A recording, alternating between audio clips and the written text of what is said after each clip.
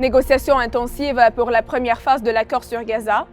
L'occupation continue de forcer les habitants de la Cisjordanie à évacuer leurs maisons et l'Ukraine approuve un accord sur les métaux avec les États-Unis.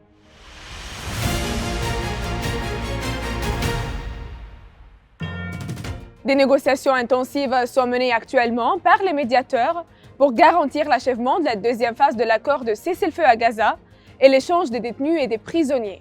Tout ça après l'approche de la fin de la première phase.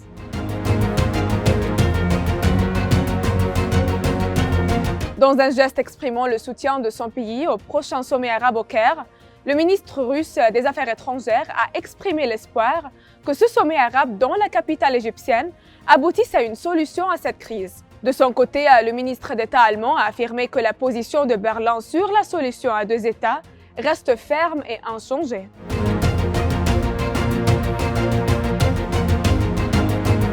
Malgré l'insistance de la communauté internationale sur la nécessité d'une solution à deux États et la reconstruction de Gaza sans déplacement forcé, l'envoyé du président américain au Moyen-Orient a révélé la préparation d'un sommet avec des promoteurs immobiliers pour discuter du plan de l'administration Trump concernant l'avenir de Gaza.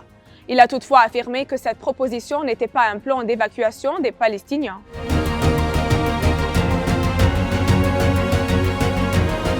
Alors que les efforts intenses des médiateurs ont permis de parvenir à un accord pour la libération de tous les prisonniers palestiniens qui devaient être relâchés la semaine dernière.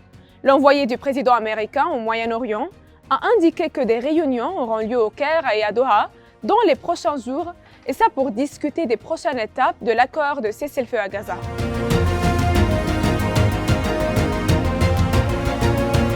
Les opérations de l'occupation en Cisjordanie se poursuivent. Le gouverneur de Tulkarem a déclaré que les forces d'occupation ont annoncé la démolition de 11 maisons dans le camp de Nour Shams en Cisjordanie occupée, et ça sous prétexte d'ouvrir une route depuis la place du camp. Une destruction et un saccage qui se poursuivent depuis 31 jours.